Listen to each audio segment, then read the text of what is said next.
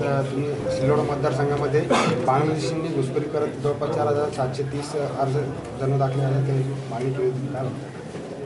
2024 मध्ये उशिरा जन्म प्रमाणपत्र देण्याचा अधिकार मॅजिस्ट्रेट कडून तहसीलदार SDM ला देण्यात आला. त्यात मोठ्या प्रमाणात काही शहरात गोंधळ झाला आहे हे आता लक्षात आलं.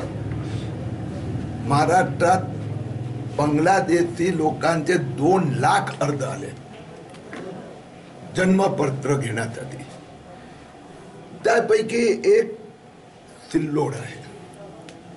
संभाजीनगर, छत्रपती संभाजीनगर जिल्ह्यात ज्यात छत्रपती संभाजीनगर शहर पण आहे, एकंदर 10,068 ऍप्लिकेशन आले.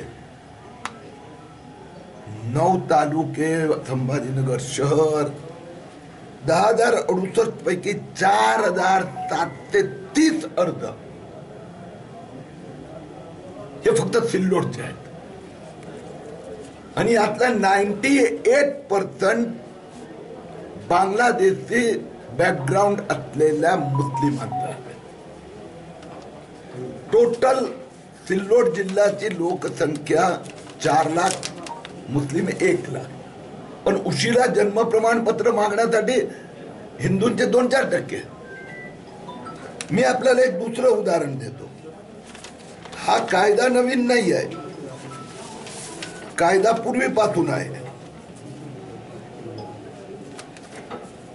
आधी मॅजिस्ट्रेटला अधिकार होता. तर आपण सिल्लोड शहर त्याचा आकडा सांगतो. सिल्लोड शहरात 2021 आणि 2022 मॅजिस्ट्रेटनी उशिरा जन्म प्रमाणपत्र देण्याचे निर्देश दिले. अशी किती संख्या? 2 वर्षाची मिळून 102. आणि 2024 मध्ये किती? 1335. म्हणजे एवढे 50 लोकांना मॅजिस्ट्रेट न्यायालय आदेश द्यायचे. आमचा तहसीलदार SDM ने 1335. त्याला 99% बांगलादेशी मुस्लिम.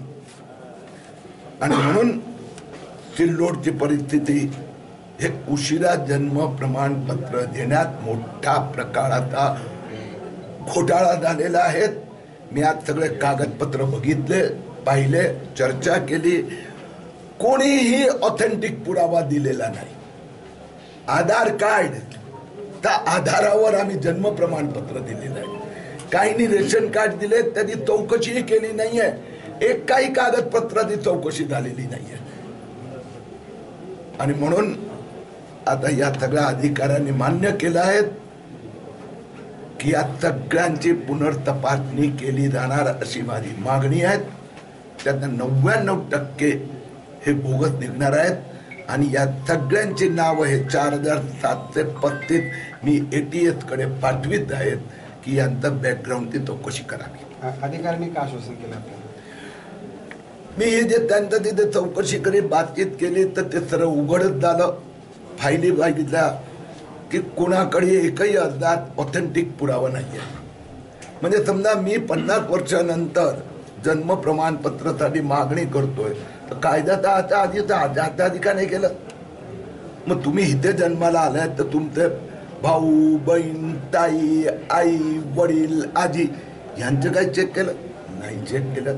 यांचे पुरावे दिले? नाही दिले. फक्त आधार कार्ड. आणि काहींनी रेशन कार्ड दिले, ती चौकशी केली का? कारण की मी चेक केलं ना मालेगाव मध्ये, सगळं फर्जी रेशन कार्ड दिलेले आहेत आणि तोही पुरावा धरला जात नाही. इथे पण तीच अवस्था आहेत. मी जिल्हाधिकाऱ्यांची पण चर्चा केली आहे. पुनर्तपासणी होणार.